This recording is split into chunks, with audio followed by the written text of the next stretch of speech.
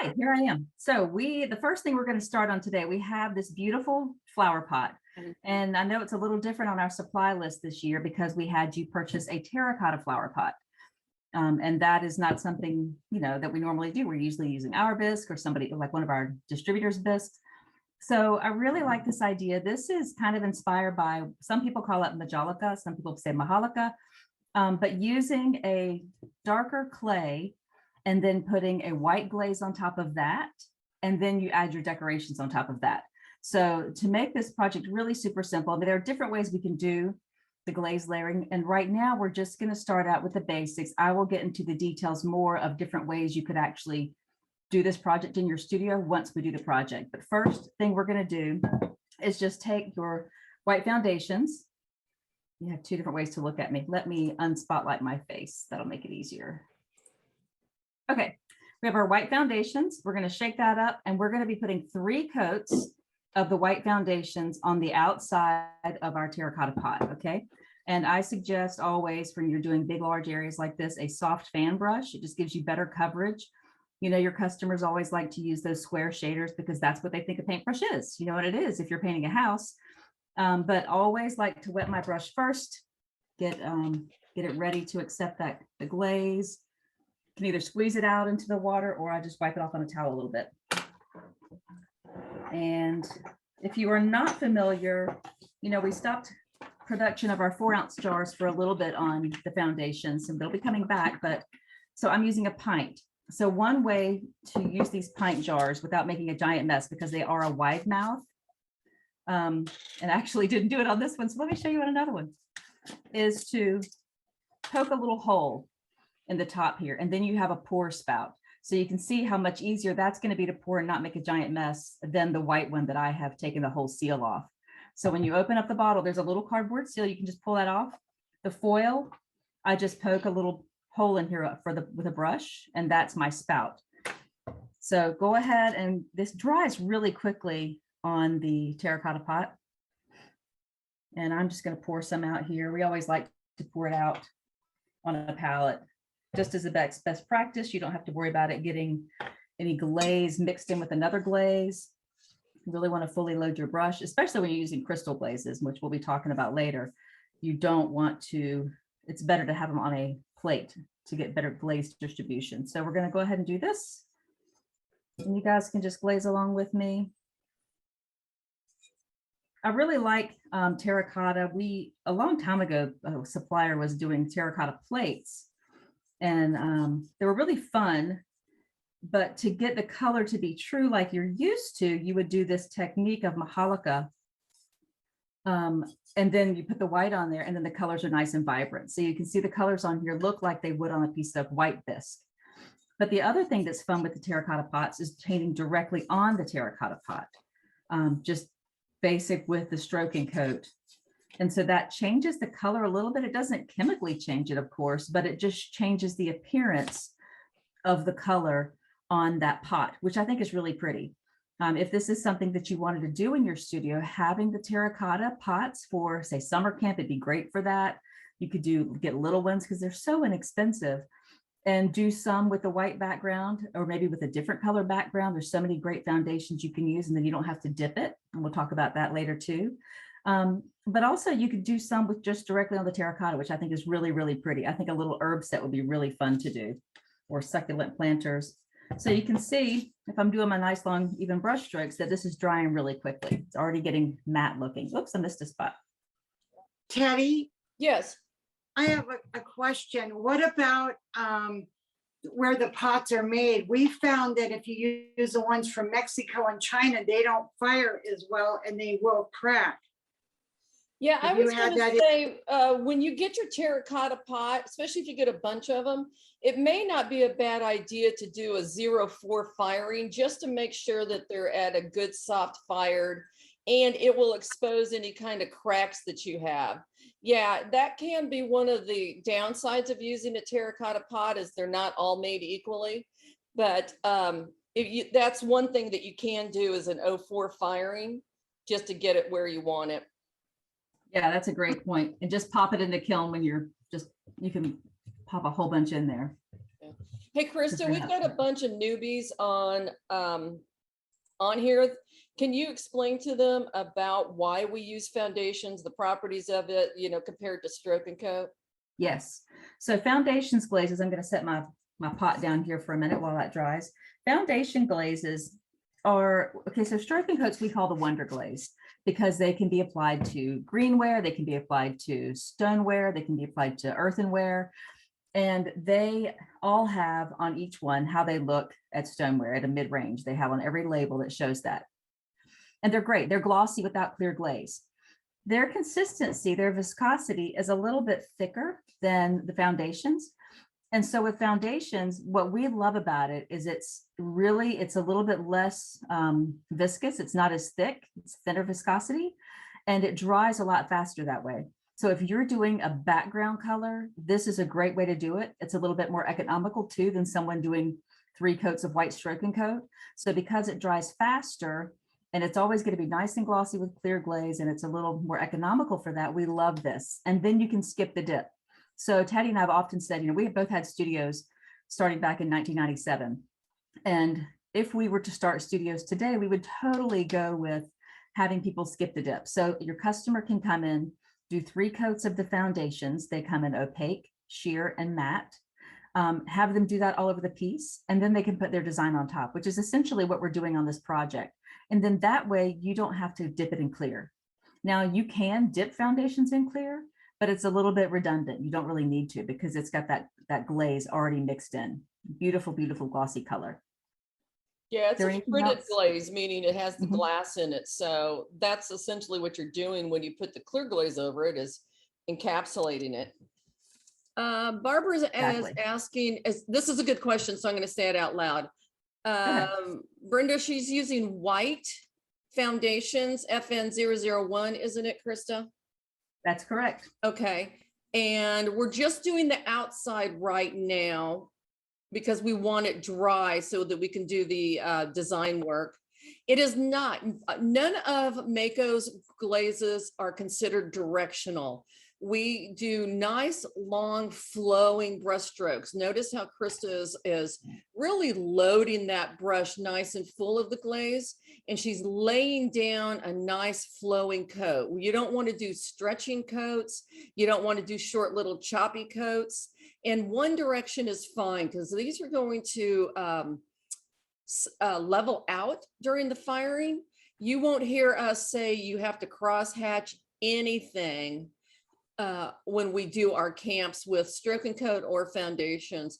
And like Krista was saying, it does this beautiful background. And that's really what this whole glaze was intended to do, was to be able to be the foundation to your artwork, the background.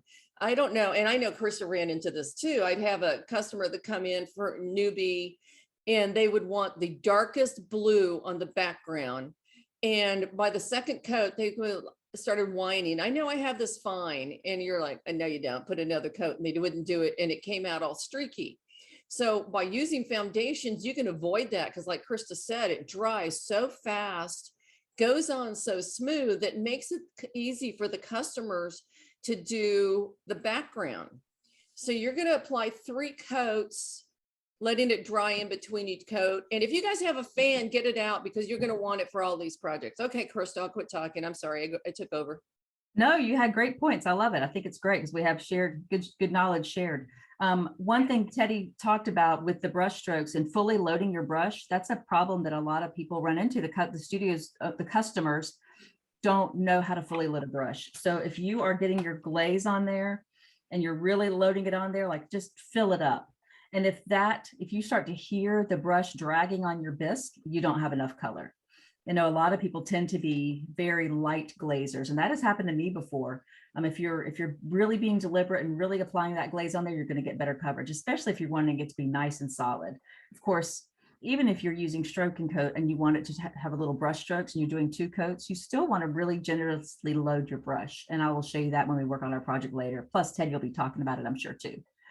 So, hey, Krista, this is Amaryllis. Yeah, hey. Over in Alabama. Hey, how are you? I've said this a million times every time anybody talks about foundations, but I love foundations, especially white foundations. I will take every single year I don't have a studio anymore, and I'm like you. If I had a studio, I would bring it back. I would bring it in. But I do work with lots and lots of schools and do hundreds of Christmas ornaments every year. And around August or September, I'll sit down and in front of the television, you can do it at work, and just glaze Christmas ornaments. And it takes no time at all because it dries so fast.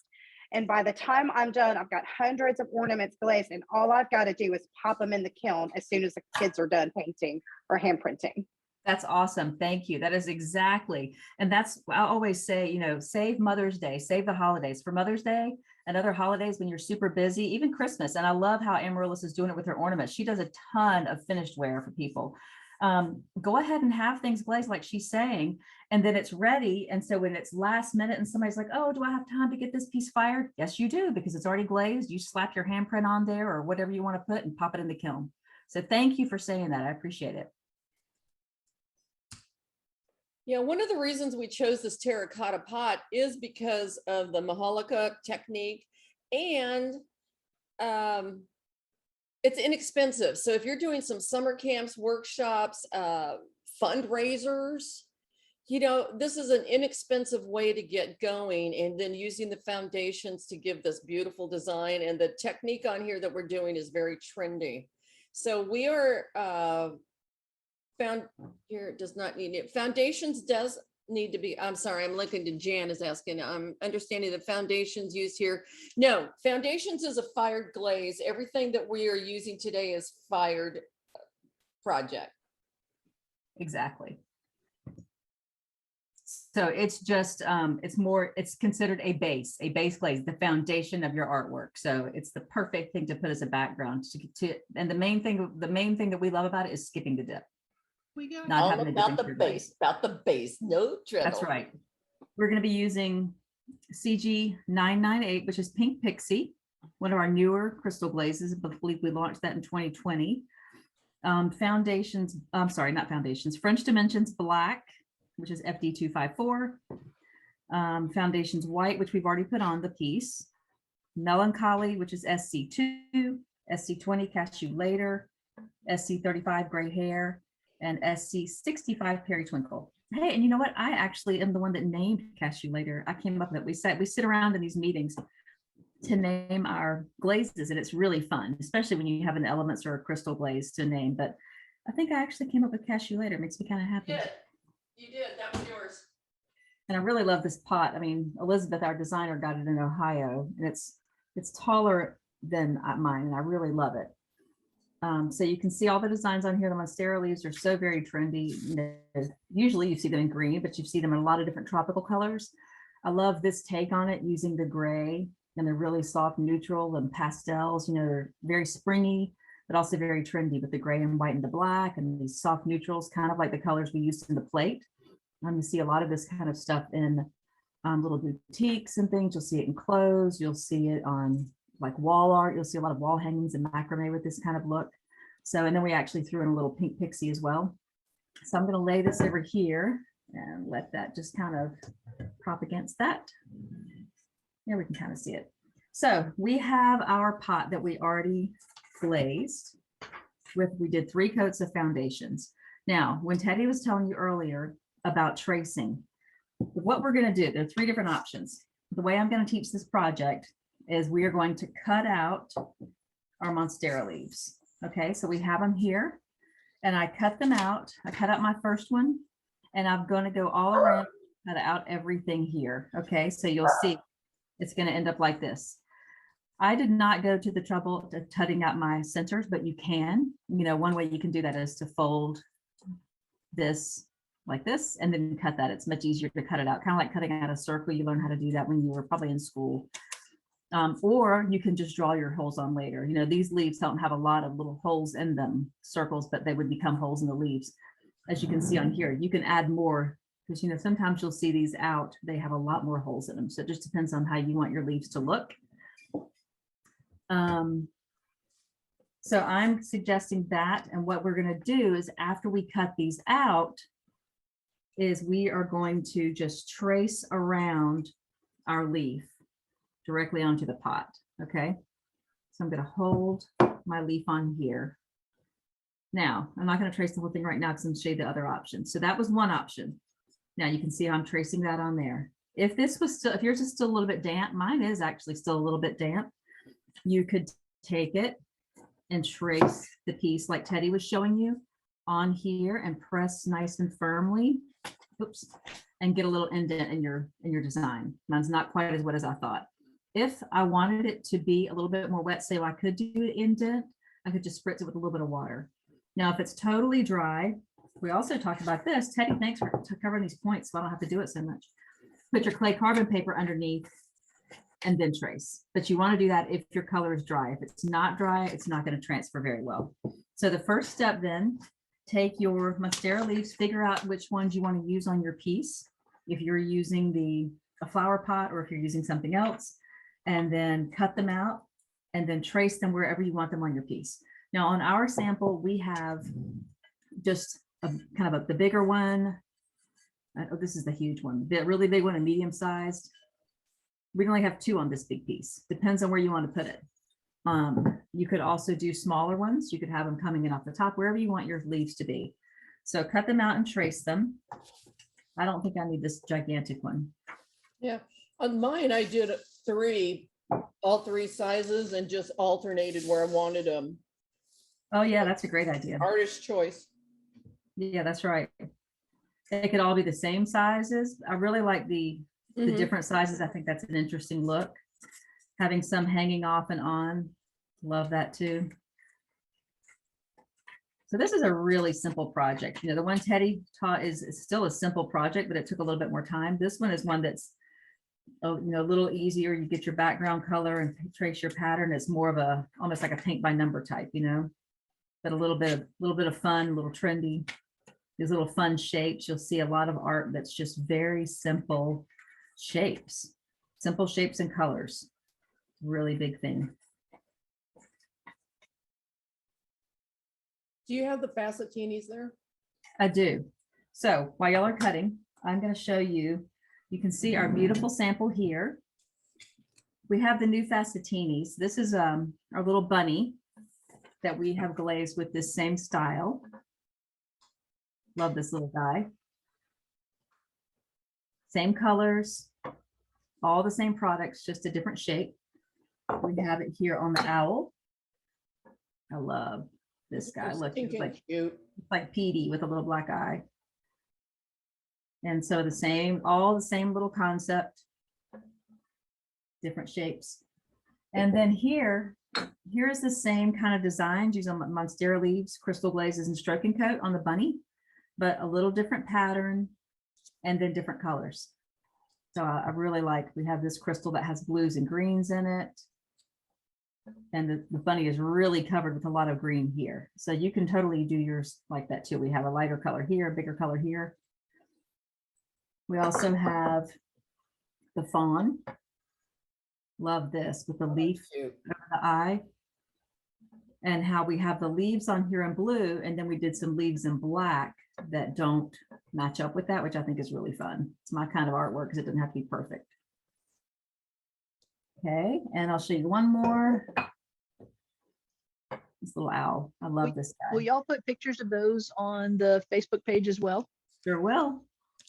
Awesome. Thank you. Any of those pictures that we post, you're welcome to use. You know, if anybody else posts them, you better ask first, of course.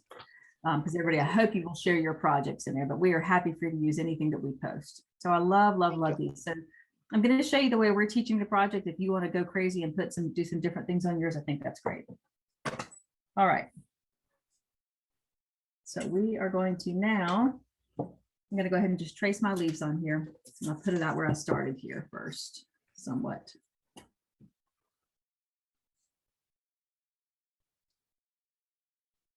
And because I'm doing the pencil and I'm tracing the outline, it doesn't have to be a perfect outline.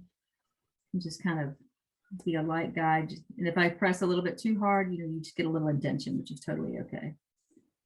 Do it really light, you're able to embellish your shape a little bit more.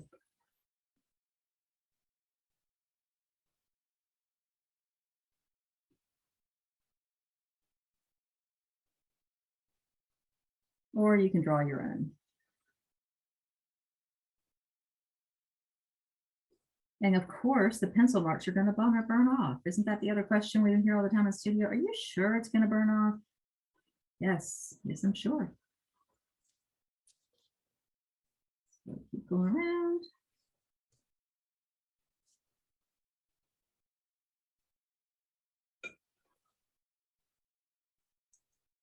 All right, so there's my monstera leaf. And I'm just going to go back in, add some little lines to my little holes, kind of little holes that pop up in these leaves naturally. I think they're so cool. Okay. And I'm just going to put one more over here, and you don't have to go crazy with your leaves because we're also going to be adding other shapes. I'm going to put my leaf here.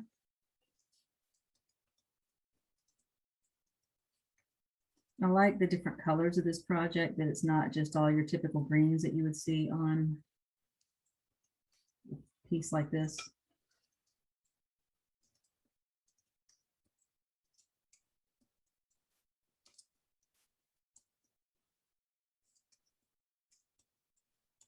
And again, if you are tracing with clay carbon paper, or tracing it without outlining like I'm doing, using a colored pen is really always helpful to keep track of where you've already traced on your paper, on your design, your pattern.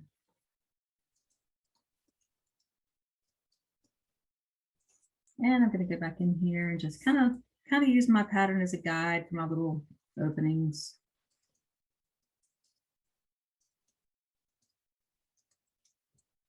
And they're never perfect, of course. Okay. All right. How are y'all doing?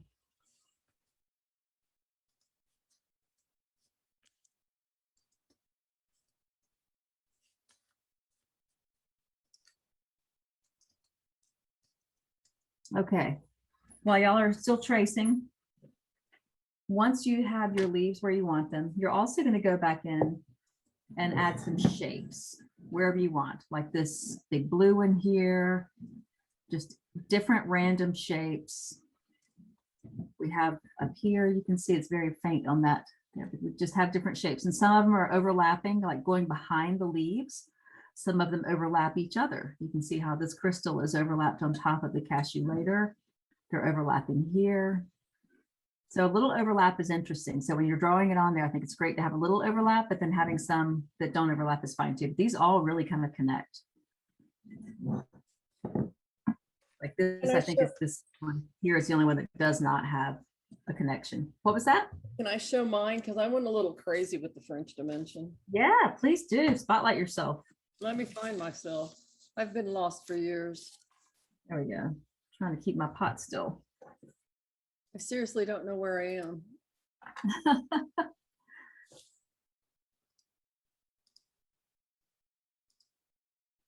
And these are the kind of shapes you can just totally sketch on your own because they're just little lines and things. And I love having the overlap on that one. So I'm going to overlap a color. There you go. Okay, here I am. So you can see that I kind of went crazy with the French dimensions on it. Our other sample is a little cleaner, more contemporary, I think.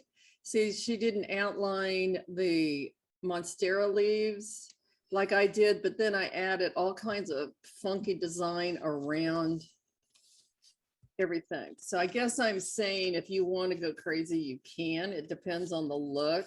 Mm-hmm. Definitely. I like your swirls in there. That's fun. I don't like this one, but you start playing and then I'm like, So you can see on this one, I've made some fun overlaps here. And then I have this one kind of going behind my leaf. There's just a little baby popping up. And here's another one that has layered on top of it.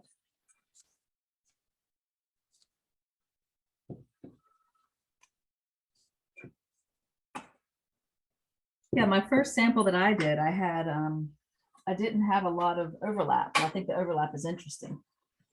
I agree. That I'll show you a different project. We're going to be using French dimensions. Here's a different sample. This has a crystal background. And then we have stroke and cut just the monstera leaves, some overlapping, some not.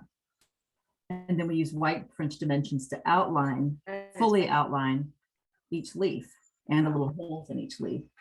Whereas this one is more simple. Yes? What crystal background is that one? What's the name of this, Teddy? Do you know? Ink Can you spots. find out? Ink spots. Thank you. I could not remember. I keep thinking Dalmatian, but I knew that wasn't right. Yeah, it's ink. Yeah, I spot. love that. And it's a great way to get the pattern without splattering the whole piece, you know? Like if you just want splatters or this kind of the little dots on just the background, it's a great product to use for that. So somebody's asking, can we use designer liner instead of using the French dimension? Yes, you can. It's not going to have the dimension that French dimension does. French dimension gives you, it's like a puffy paint. It gives you a real raised surface. Designer liner has to be applied thin. If you put this on heavy, like the French dimension, the designer liner is going to pop off because it doesn't have frit. It'll also, designer liner will be matte and textural without a clear glaze, whereas French dimension is going to be glossy without anything over it. It's a fritted glaze. With that said, you don't have to glaze a designer liner? On a decorative surface like this, because Okay. then you'll have your glossy stroke and coat against a matte little textural, and it could look French dimension, and it can look really cool with the contrast. But it's only because at that point, I forgot what I was going to say. I hate that when that happens. What was I Designer saying? liner. Not having to dip designer liner.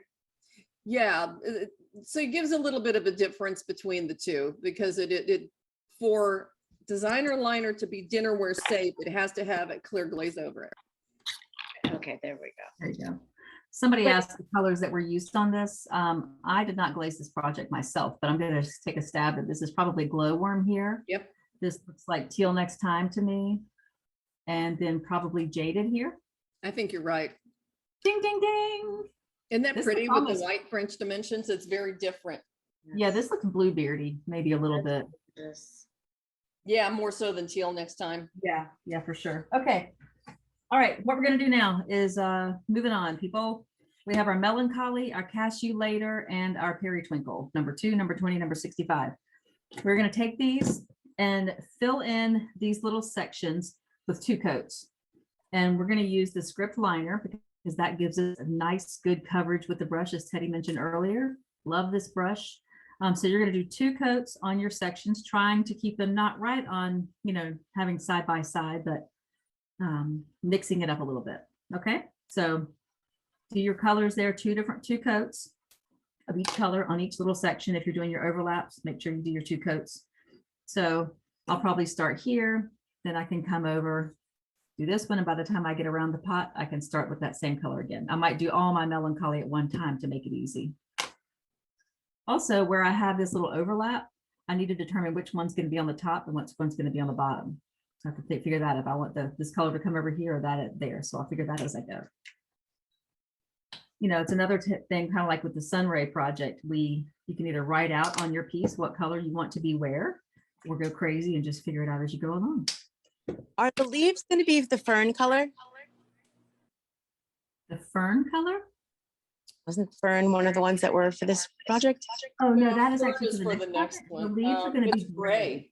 which is Oh. the gray hair. Gotcha. Right. Threw me up for a little loop there, making me think. Oh, I'm sorry. You know, so when you were saying use the other colors, I only just got one leaf trace. Do you mean create other block shapes and then use the other colors in the shapes? Yeah, so make different blob Thank shapes, you. whatever Okay. shapes you want, and then you're going to use those 3 colors, the cashew later, periwinkle, and melancholy, to fill those in however you like. All right. I'm going to wet my brush a little bit, and I'm just going to go for it here.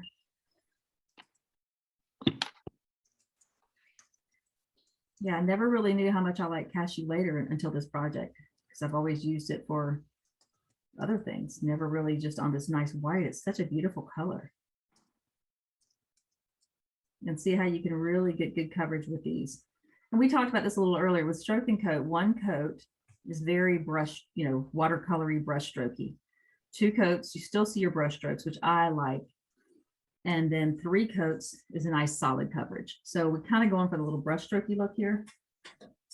But actually, the way I'm putting it on, it's really not very brush strokey at all. You can kind of see through it though. Let me show you one here.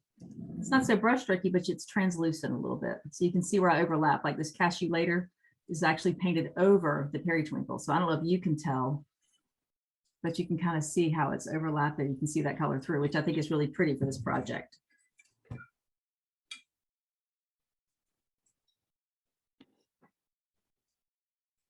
So I've done that one. I think I'm going to go ahead and just do a different color up here. And if I have it going behind my leaf, I'm just going to kind of figure out, go around here in between that leaf there. The other thing about this script liner is it kind of gets into a little point too, so it makes it easier to get in those little sections between the leaves. Here.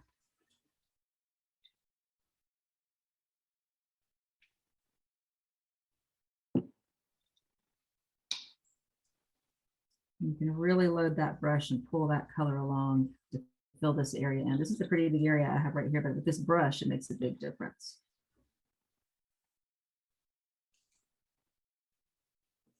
I really like the overlapping like you were showing a little while ago. I didn't do as much of that on mine, probably because I didn't read all the directions first. But I think it makes a big difference on making sure it looks contemporary and trendy by having the colors overlapping and being able to see one through the other. Yeah, I agree. And sometimes when pieces are painted with 3 solid coats, to me, it doesn't look as hand painted. It doesn't look as natural. It looks too manufactured. Yeah.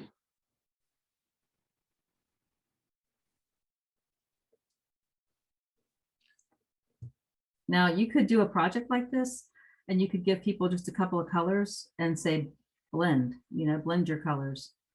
I always talk about this project that I did in college where we had to do our letter, our initial, like I did a W for my maiden name of Westbrook.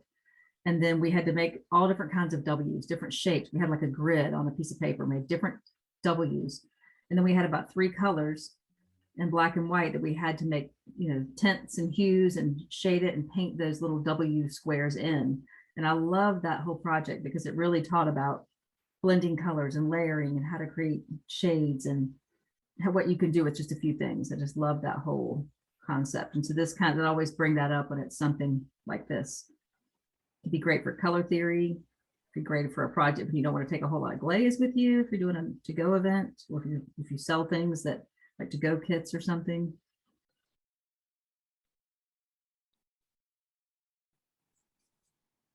All right, let's see here. So I have that, and that. I think I need some periwinkle over here, maybe.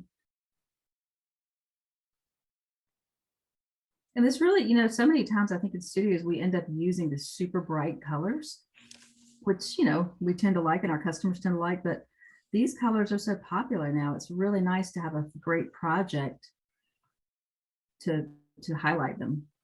Now I'm going to go over there because I really like this color.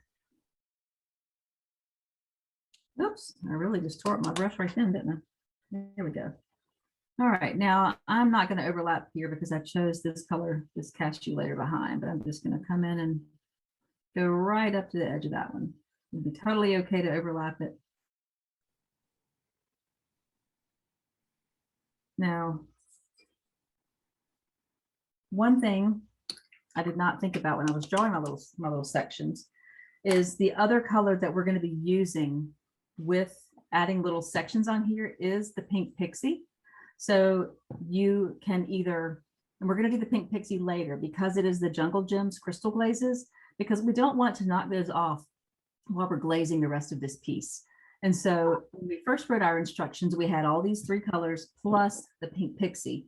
And we said, okay, go ahead and do your pink pixie layers on here as well, but it's too easy to knock them off. So we like to, if you need some more areas to put your pink pixie, like I might just draw a little blob in here and that could be my pink pixie later.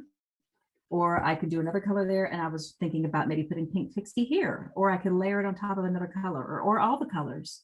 So make a arrangements on your piece to add some pink pixie, whether it's on top of a color or just by itself. And I'll show you my sample where we have it so you can see that. And I apologize for not saying that. Yes. Someone's asking about French dimensions at cone 6 for stoneware. Yeah, I answered that. Okay, I did not hear you. Anyone answer that? I'm sorry. No, I didn't say sorry. it verbally. I just did it in the chat. Oh, okay. Okay. Okay. Great. Thank you both. Okay, so back to the crystals. I put the pink pixie here on top, and then I have it on top of this little color here, the cashew later. And then also here, we have it by itself. So just work that into your design somewhere. Okay, I mean, it's really an easy place to work in because you don't have to put it by itself, but adding just a little bit here and there is really fun. And of course, on the shapes that I showed you earlier, like this little bunny, that's like a giant spot on his head, which is really fun. All right, so we're going to keep going around. I'm going to add a little more. Where was I? I'm going to start this one again, my cashew later. I think this brush is so great. And it dries so fast. I mean, I think these terracotta pots really, I don't know why I feel like they dry faster. Maybe it's just me.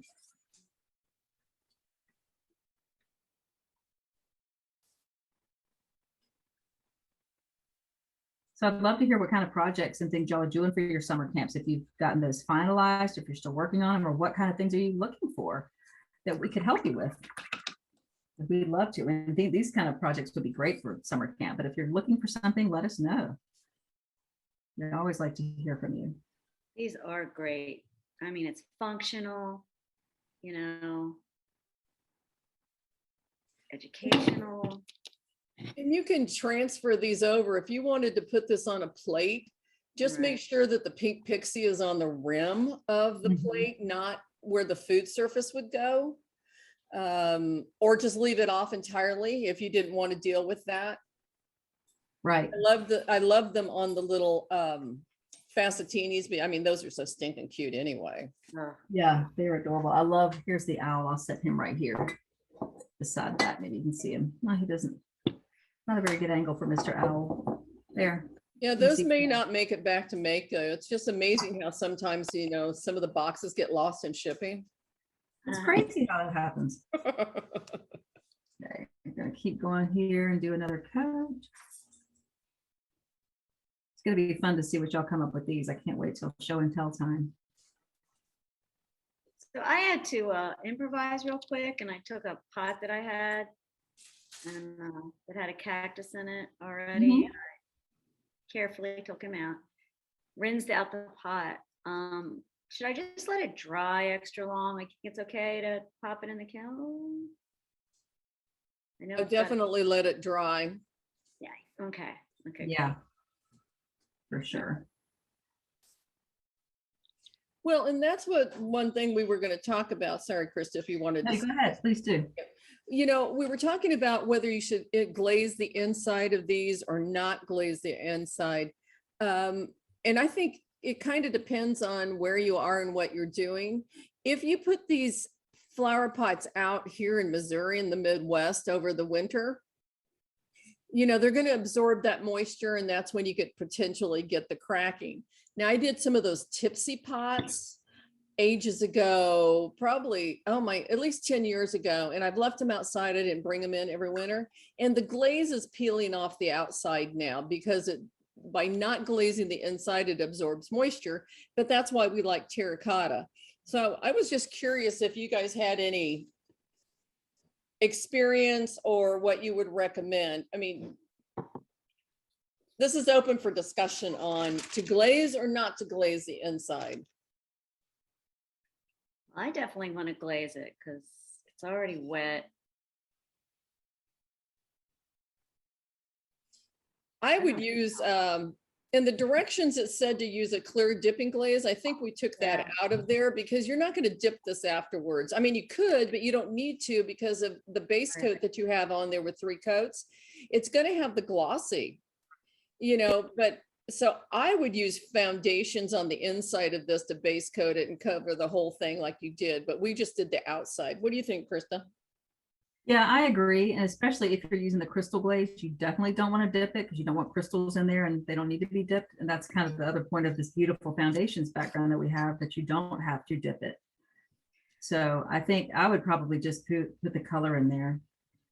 But also the beauty of the cool thing about the terracotta pots is they're so pretty, right? So if you don't glaze the inside, do you get that nice, this is a terracotta pot? I don't know. Well, and you could even, you know, we talked a little bit earlier, and some people might have had to pop out, or the terracotta is so pretty.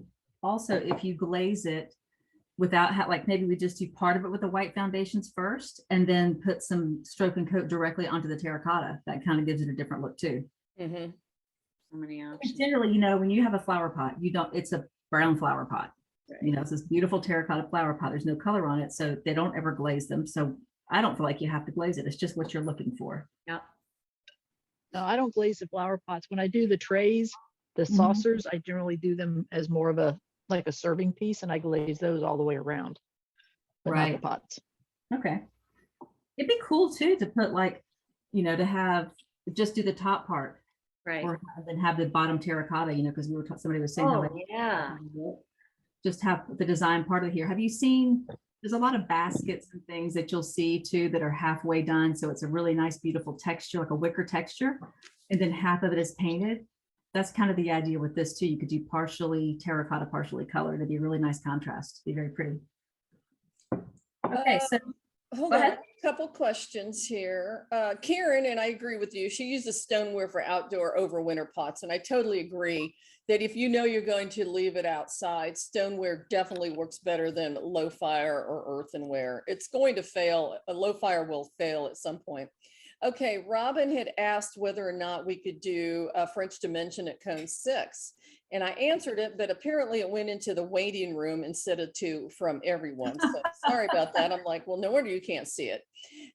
You know, we did some testing. I didn't do it. We had some people at Mako did some testing at French dimensions at 6, and it did flatten out. And I'm going to wait to say too much about it, because next month in March, I'm going to do a video about French dimensions, the good, the bad, the ugly, and the various temperatures. And I want to make sure that I have everything 100% accurate. And I can also show you the test tiles on that. Right now, I would say probably not going to be as effective as at cone 06. But once that video's out, we'll let everybody know, and it'll be on YouTube. And we'll show you all the different things that French dimension will do at different temperatures. Let me see. So sorry about that, why you couldn't find it, Robin. It's because it didn't go to everyone. So here's another, oh, go ahead. No, so it makes perfect sense. Go ahead. Okay, so there's some terracotta pots with dishes underneath that already have some clear glaze on them. Has anybody trying them to see if it burns off? See, I would be worried about that because I never know the clay body. I had some dishes here that I chipped one and I tried firing it and it was not a good result. So that always worries me if I don't know exactly the clay's body and the glaze temperatures that they're using. So I have not. Has anybody else? I have not.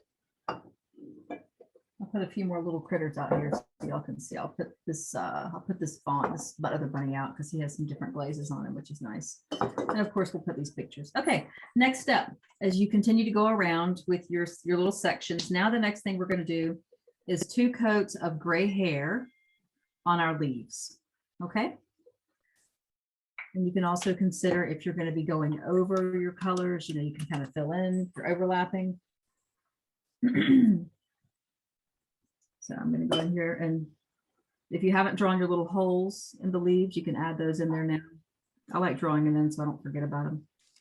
Then if you say you get too much glaze in that little area where the hole was supposed to be in a leaf, you can I like taking the end of my brush, because I use these little angled in, the reflections brushes, and they have a nice angled end to scrape that off. But we've also talked about other ways to fix things like Teddy's X-Acto knife and their little gadgets.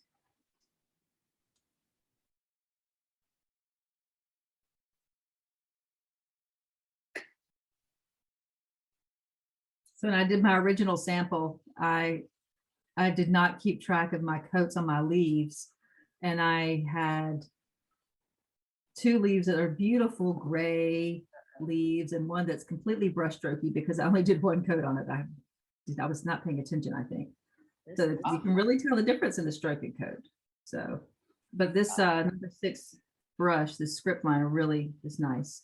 It does And look, don't yeah. worry about the holes not being perfect on here because that's how nature is. They're not going to be perfectly shaped little holes on the leaves. Well, the beauty is you can go back and add another coat because there's no clear glaze over it and it's going to look Right. awesome. Right. Don't tell your customers that though, unless you're having to help them out. Or we're doing the fake and bake. Right. So that's the key. This is a question. If you don't clear glaze it, it's easier to add another color or to touch something up or. Definitely. I found that I would get kind of a fisheye effect, meaning you get these round lacing might be another term. You know, if I tried to put another coat over clear glaze, it just doesn't look as good. Yeah, to me, it feels like it's sitting on top. You can actually kind of see it sitting on top of the glaze. Good description. Yeah. So here I got my glaze a little out. So I'm going to take the end of my brush and just scrape that off. That made my leaf a little bigger than I wanted. And my lines here, when I traced it, are a little straight. So I'm going to kind of round my leaves up and make them a little softer looking. I mean, you could totally do this on all kinds of shapes. You know, it doesn't have to be a terracotta pot. I love this, like, you know, how we have it on the Facetinis. Be really cool on a mug or a plate. You know, and as Teddy mentioned, if you are adding the crystals, just they don't want to be where the food's going to be. But it's pretty without them, you know. I keep thinking of things I want to say, but I get so into watching you put this on there that I forget what I'm going to say. I just get a little mesmerized. Yeah, it's like when you were taking the tape off of yours, it was like, ooh, that's fun. I do wish that I had added a little bit more openings on my Monstera and had a little bit few more holes on mine. If I do another one, I'm going to add more openings. Yeah. I think that's a great idea. There's all kinds out there. Y'all know our newest silk screens, we have some gorgeous leaves. You're into doing greenery and things. Beautiful new silk screens. We can do a show and tell on those pretty soon. Oh yeah. When you do the B plate, we've got all 4 of them here. Right. Oh, good.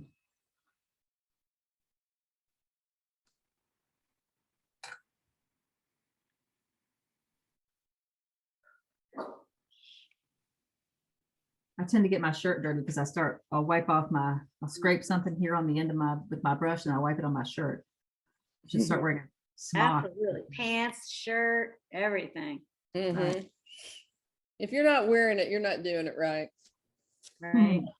I live in this cute little town. There's bars all across the street and restaurants. And I just come over like covered in paint. And it's so acceptable, you know, because they know I know the pottery code. I'm like, I love it. Oh man, when we were buying like shirts or something for a pottery camp one time, one of those, you know, back in the day when we did them in person.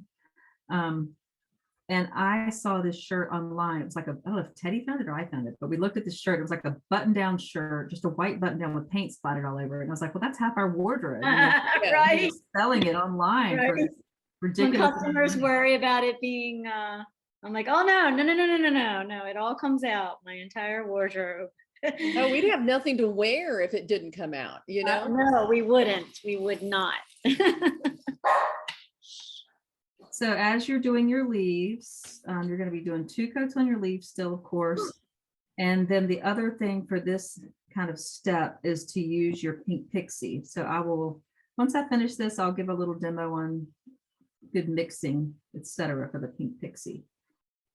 Now, some people have obviously already used our jungle gems, some have not. So we'll give a little information on those in just a few.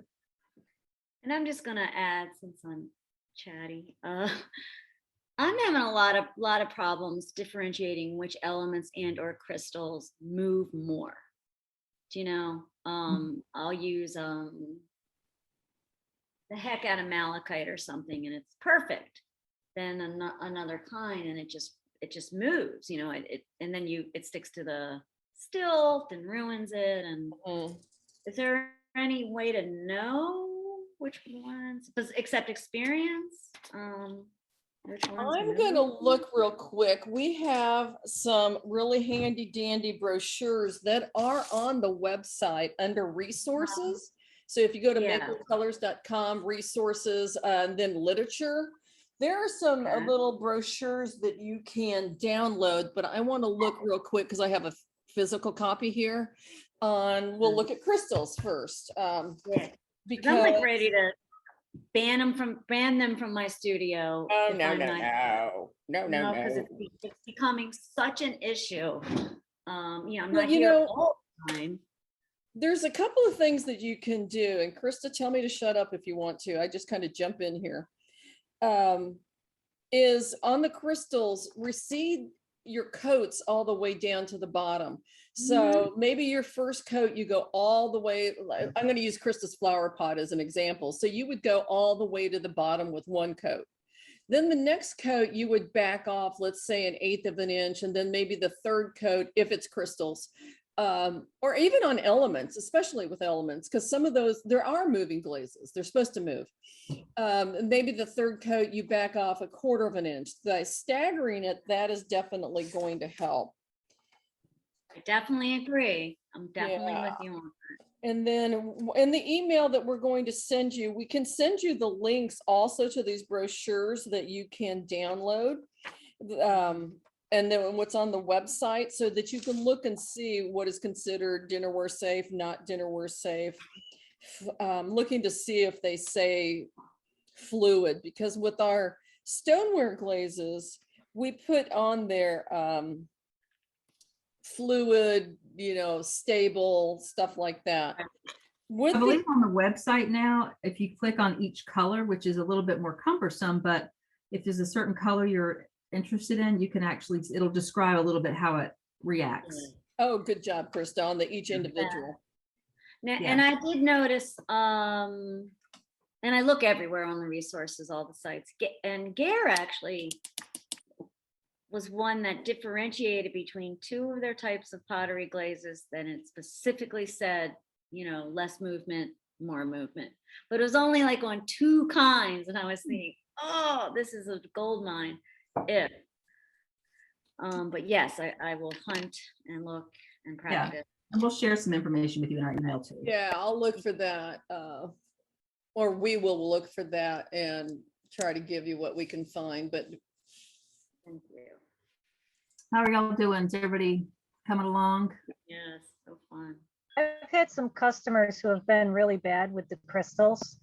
And like you look away, they're doing really well. And then all of a sudden it's like, oh my God, what did they do with all of those crystals? So I have a butter knife and I stand out next to the kiln and I shave all the crystals off. Right, good idea.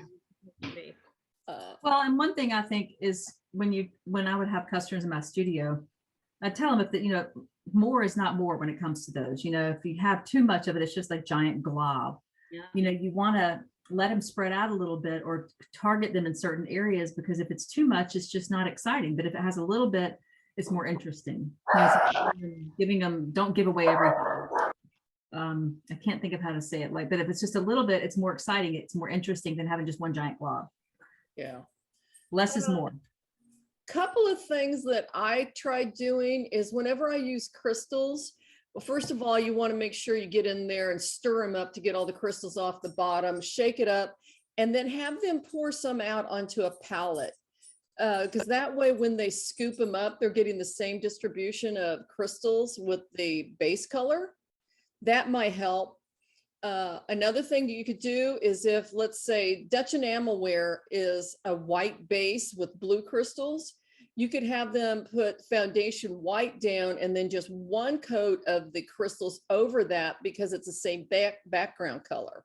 So that's an option. Receding your coats helps.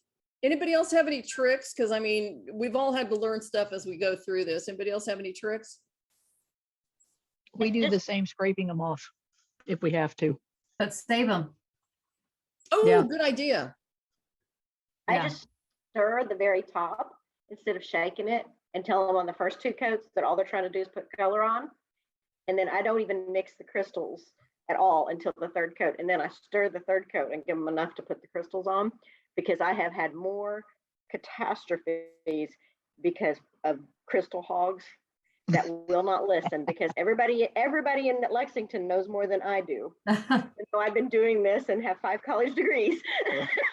And I've had some horrible ones. I mean, just where the whole glaze just pulls off because they get greedy. So Yeah. I just barely stir the top of the jar, so I'm not stirring in a bunch of crystals and it's just color. And I say, oh, here you go. You paint 2 coats of just the color. And then when you're ready for the crystals, let me know. And then I stir the crystals and shake it up really good and give them just enough to do 1 good coat with the crystals in it. Because I mean, I have had some major catastrophes because they will not listen. I had one lady that put 8 coats on. Wow. Yeah. Oh, wow. And then she got mad because and I kept telling her, you're making a mistake. Stop, stop, stop. No, you don't know what you're talking about. You don't know what you're talking about. And I'm like, I do. I've been to school for this. I've done this. And she wouldn't quit. And when I fired it, it literally pulled all of the glaze and the crystals off of the mug back to a clear mug. Oh my gosh. It was a mess. So I don't let them have the crystals at the table. I pour all the crystals. And like I said, the first 2 times, I try to pour out only as little amount of crystals as I can. Most of the time it's just pure liquid, just the background color. And then I really stir it. Cause I mean, I know I live in an unusual area, believe me. I really live in a really unusual area, but people just will not listen to you. They don't trust anybody anymore. They just, I know what I'm doing. No, you don't. Because you're going to put like 5,000 on there and then it's going to look horrible. So we don't let them have the bottles. We pour out a little bit for them. Yeah. Let them paint the first 2 with color. And then we say, okay, now this is your crystal coat. So scoop down to the bottom and pick your crystals up and paint them on. All right, well, let's talk about crystals a little bit. So I'm going to show you what Teddy had said a minute ago, shaking it up really well. And one thing that we've told people in the past is to store them upside down. Of course, make sure the lid's nice and tight, but storing it upside down, it helps the crystals stay a little bit more suspended in there. And of course, when you take the lid off, they're going to fall back down. So I'm going to take the lid off. And mine is pretty well mixed, but I'm going to take the end of my brush. You can take a spoon or whatever. You can probably hear the little crystals kind of grinding in there. And then I'm going to clean that off.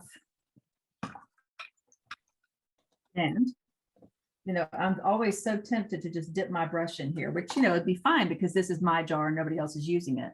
But I think little cups or a little plate or whatever kind of palette situation you use, like Teddy said, that's really a best practice because that gets a better distribution of the crystals. If you're dipping it in there, they may just get a little bit. Okay, so then we're going to take our crystal glaze and you can see them in here. I'm really going to load my brush as normal. And I'm going to add my pink pixie to some of these little sections. Same way, same application. And the cool thing, and I'm just going to do 2 coats. The cool thing about this move is, your pot forward a little. Oh, I'm sorry. Thank you. Yeah, I did the same thing. thing. Really well myself. You can see the crystals in here and I can move them around with my brush. Like there's not much here, but my next coat, I can add a little more there and I can move them around with my brush. So somebody else had commented, and I think Teddy actually addressed that too, how they'll use foundations first for the first 2 coats and then do the crystals, with the matching color.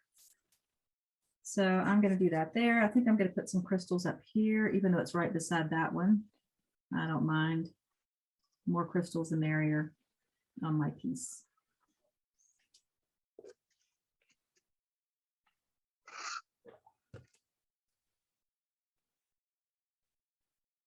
So you can see that some of the crystals in here are little tiny specks and some are bigger chunky things. I really love these. And I'll have 2 spots on so far. So I'm going to add some more, I think, up here, maybe just like a little section. This will kind of blend a little bit because I'm putting it on top of the melancholy. And this background of this pink pixie is pink. So it'll be interesting to see what it does there. It's not going to stand out as much, but you're going to see the pretty little crystals on there. And maybe I'll put it one more spot. Maybe I'll just put a little here on the outside of this and kind of create its own little design. Look at you going crazy.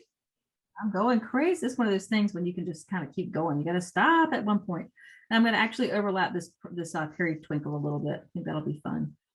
Now we chose this color because it has the colors mixed, you know, like the purples and the pinks that are already on our piece. You could certainly do lots of different colors. We have so many different crystal glazes that you could choose from to do that. And even, I might even just outline this guy here because I can.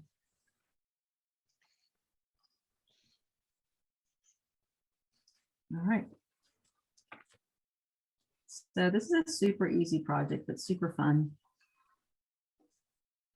Also good for like a ladies paint night because people can sit and talk and they don't have to think too much. They put their little designs everywhere. I think the main thing that I learned when we always practice these projects before we teach them. The main thing I learned is making sure that I have 2 coats on my leaves because I really like the leaves to look more solid, but I don't mind. I don't want them 3 coats, but I don't mind the little shapes to be more brush strokey. If I miss one there, that's not a big deal. But 2 coats is pretty easy for people to remember. So it's a nice project that way. If it's 3 coats, they kind of like talk and go, did I do 3 coats? I don't know.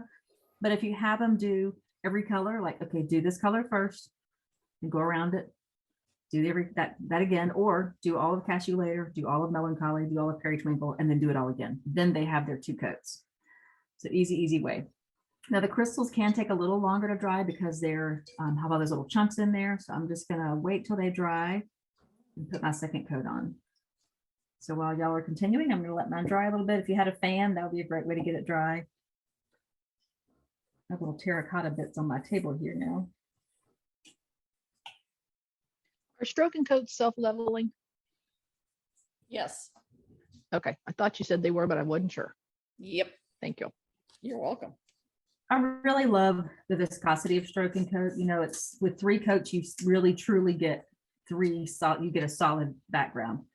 You know, some glazes I've used in the past, you have to do like 4 and 5 coats to get a solid background. With stroke and coat, it's really just 3 coats. It's great. And it's so versatile because you can do one and get the brush strokey look or make it watercolory. You can do so much with it and you can use it on stoneware. So it truly is the Wonder Glaze. We named it that years ago. Wonder Glaze, yeah. You tell I need to eat something because I'm getting a little goofy. All right, I'm going to go ahead. This is not completely dry, but I'm going to put another coat because I want to move on because I like it. But here in my next coat, I'm really being careful about where I put my crystals. So you can see here I have a bunch up there, but not as many down here. Neither right nor wrong, just the look you're going for. You could always tell your customers if they put too many crystals, the whole piece will explode. Maybe that'll help. Wouldn't be true.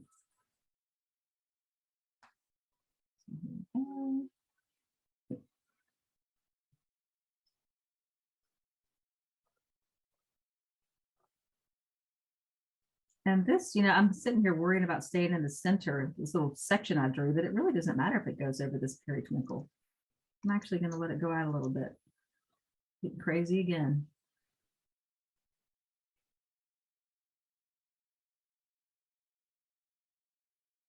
All right.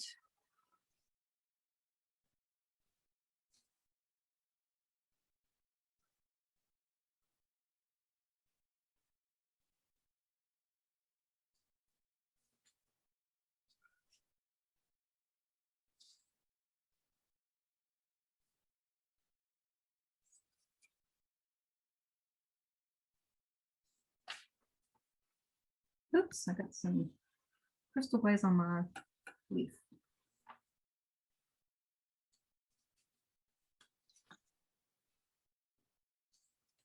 I'm going to step away for just a second, Krista. Okay. All right. I'm going to stop with that now because I have had plenty of that crystal glaze on there. A few little places that I've doinked my glaze, so I'm going to touch that up. You don't know doink, that's just when you make it, you know, like a little mess up on your glaze. But your word y'all use doink? We do that when we're making dots. We tell the kids they have to make that sound when they do it. It's hilarious. Oh, I've done that too. In my studio, you just make dots like this. Whoop, whoop, Whoop, and Yep. I saw these little boys over there, and it was just the cutest thing. Yep. All right. Let that dry a little bit.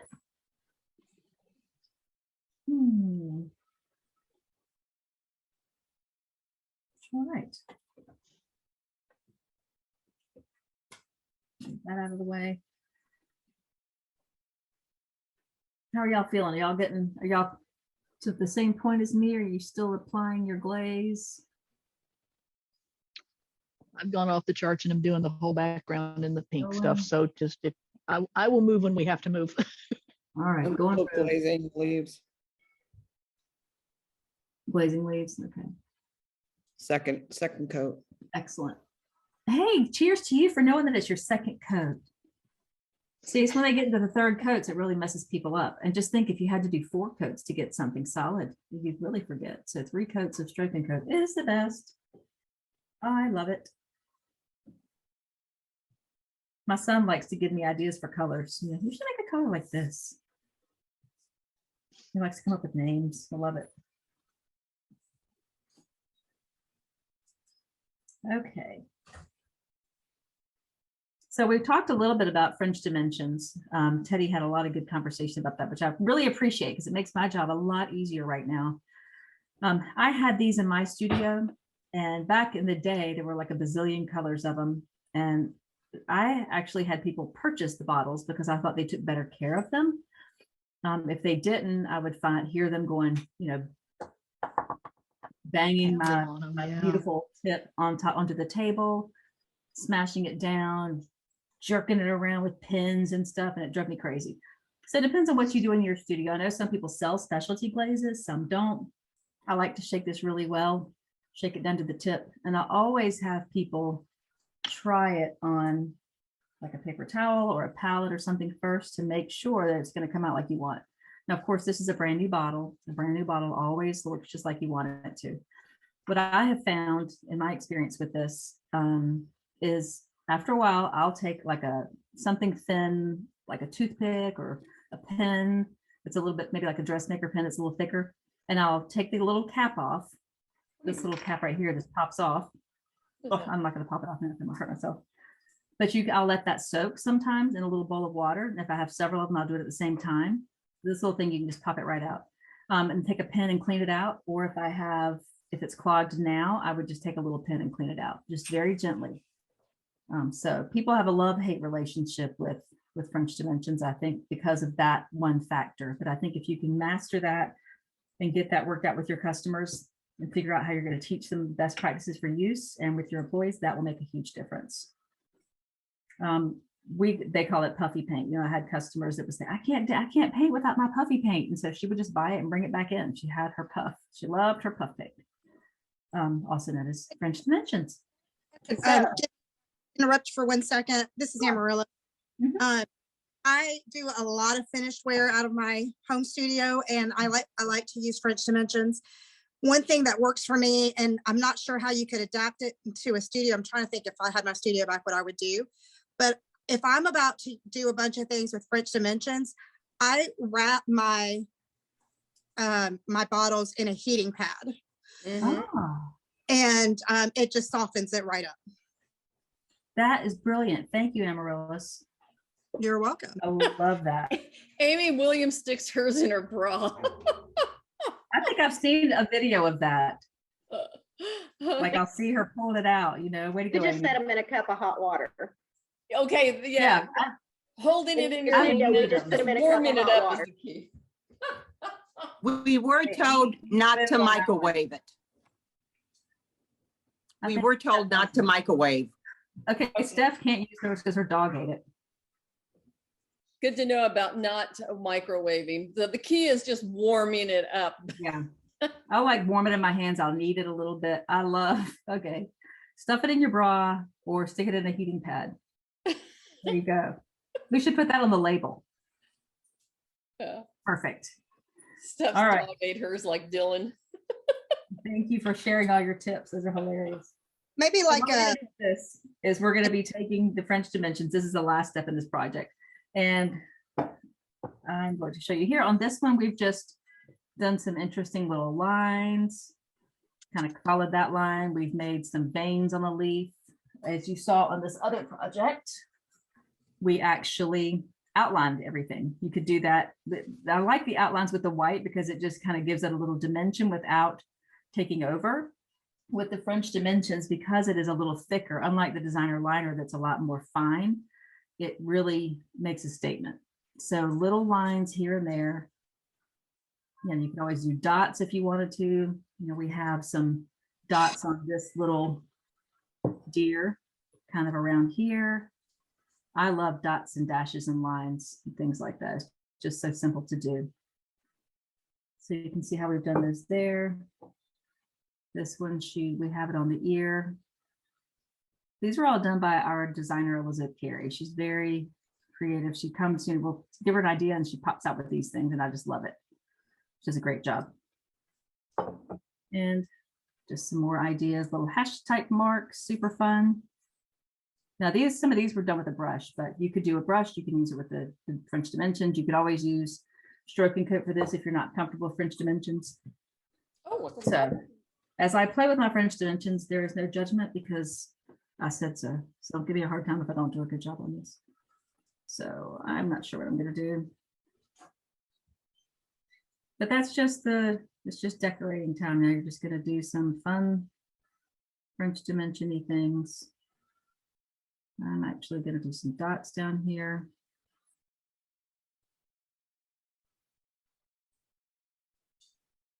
These dots are way easier than the dots Teddy had to do with the dip dot, dip dot, dip dot. Okay, so you see how I drug my French dimensions along this leaf and I picked up a little of that glaze. So you want to make sure you wipe that off. And a lot of times before I'll do anything, I will make sure that it's going to come out. I'll try it on my palette first, especially if it has a little glaze in there so it doesn't like sputter on my project or make a big blob. And something like that, I might just leave it, or I might take a little brush and smooth it out where I have that little separation. Like a tiny little liner brush or using the French dimensions itself. Depends on your comfort level. I'll just spread that out a little bit.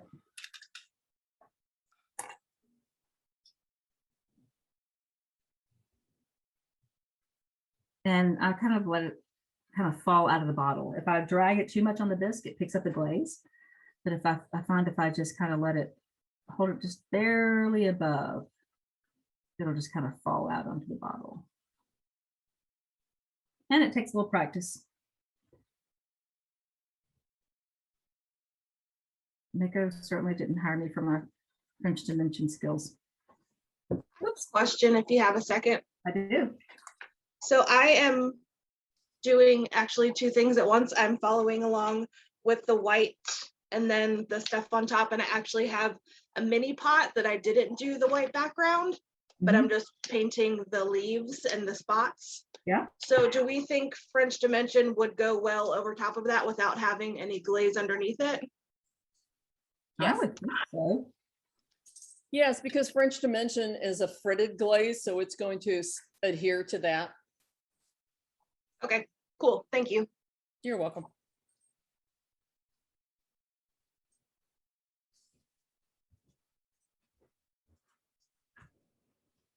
What is that? Come on, bring it.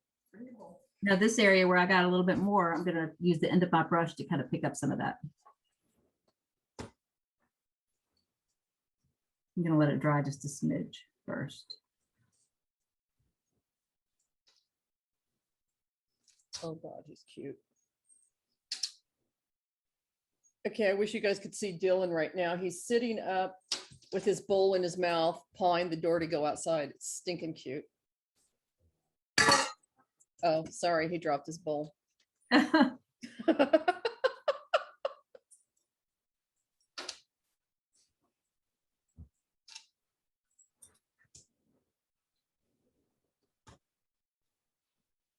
Now you can also, I'll show you on our sample here, how she has also created some little branches here. Just simple branches going over the stroke and coat color. I would not put it over the crystal glaze because it'll make it move. And I'll show you, I did one just to show you what it looks like. Oh, that's a good point, Krista. Yeah. This one I went over, I used a bigger brush and I did just stroke and coat, but you can see here how I did it over the crystal, and you can see how it moved. So the crystal glazes are definitely going to inhibit that from staying straight. Oh, so darn. I went over the crystals. Oh, well, it'll give it, it's not a bad look, but it's not Yeah. going to be that straight line that you want. So you'll have that little crystal, that little movement there. So you can see how this one too, you can see how it just, the crystal's kind of on top of that. And here, this one didn't move quite as much. Kind of So you pretty. can see how the overlap there is interesting. Well, these are the best ways to learn when we're making Absolutely. symbols. Yep. That's the point of this class, is to Yep. learn the techniques, learn it, practice it. Have 'Cause if proof you to don't- show people, because people never believe you. And then when you show them a piece and say, if you put too many cuts on, you know, this is what's Right. going to happen, or yeah. Well, whenever we do a class, tell you not always work on the projects. We always do them because then we learn what could go wrong. We know what you might ask, or we might think, well, why'd they do it that way? And we just kind of learn as we go along, and it helps us to teach it, the things that might happen. The black over top of the crystals almost looks like the bubbles that you get in paint pours when you use heat on them. Right. Yeah, that's true. Very similar. Very Yeah, similar that's look. cool. I did it on I purpose. like that. Of course you did. I knew you did. I did. I might do it on purpose too because I like it. That's right. Artist choice. Taking some of my French dimensions off here where I got a little more than I wanted. There we go. If I had Teddy's X-Acto knife, I could put that up easily. And now I picked up a little bit more of my gray, so I'm going to touch up my gray once my French dimensions dries.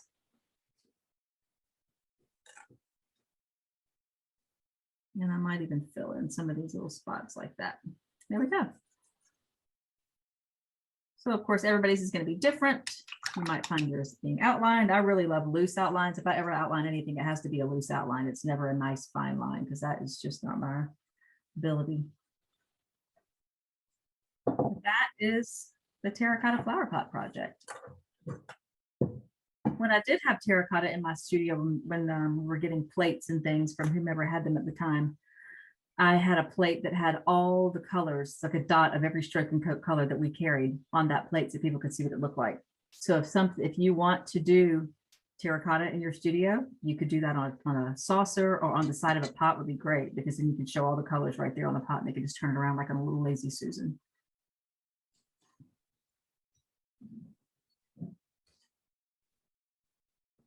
I think this is a really great example of the crystal here, because you can just see it and you can see how it picks up all these other colors. It has this beautiful blue in there and the purple. And so looking at the color chips of the crystals that we carry, you can kind of also determine what stroke and coat colors you would want to use on your project. Love, love, love this project. I do too. And all the little critters that go with it. Y'all haven't used the new Facetinis, they're just great. Like here, you can compare them for size. Here is a 2-ounce stroke and coat bottle. Let me lay it down on the table so you can see better. 2-ounce stroke and coat bottle, so you can see how big he is. And here's an 8-ounce stroke and coat bottle. I've already been asked if there's going to be a dog and cat Facetini. You never know, but we'll write that down for future reference.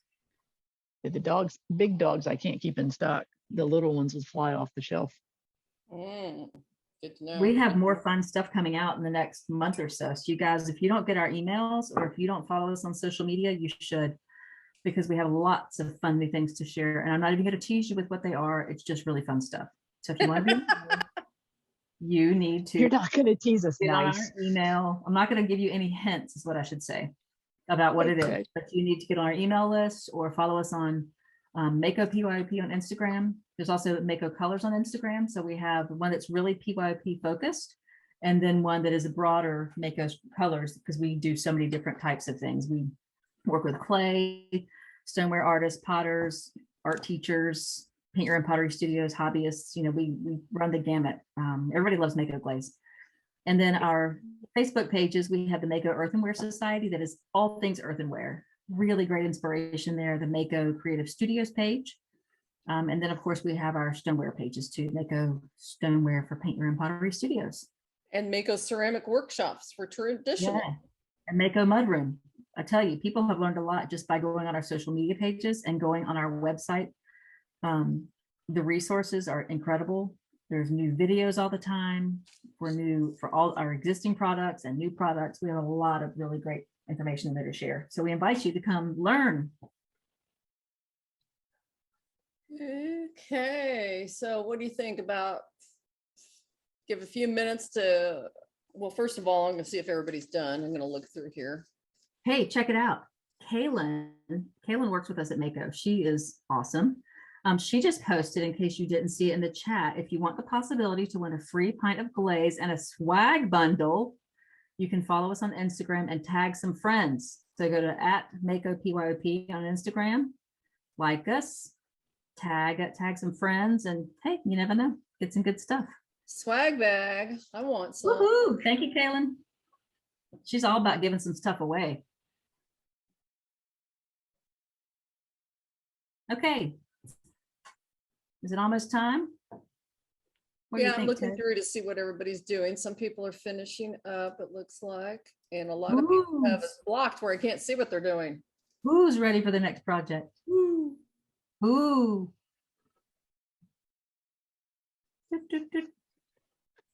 All right, so I'm going to highlight my. Oh wait, let's see what people are doing. Let's share. Will you? Oh, that bright mug is cute. Says Paul, but I think it must be Paul's account. Bright, that's cute. Oh, look. Yeah, those are fun. Oh, yeah. Oh, gorgeous. Nice. What shape do you have, Rachel? Is that a vase? You're muted. Bye, Susan. Bye, See you, Susan. Hobby. I couldn't find a terracotta pot. So this is a prismware planter from. Ooh. That Nice. looks good. I just grabbed it off the shelf. Yeah, that looks really good. Yeah, thanks. Yeah.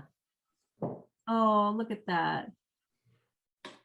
Joni, cute as usual. Anybody else want to show us what you got there? All these hidden faces. Okay, when you guys teach a class one day on Zoom, you're going to realize how exciting it is to see somebody's face on the other end. Evelyn, that looks good.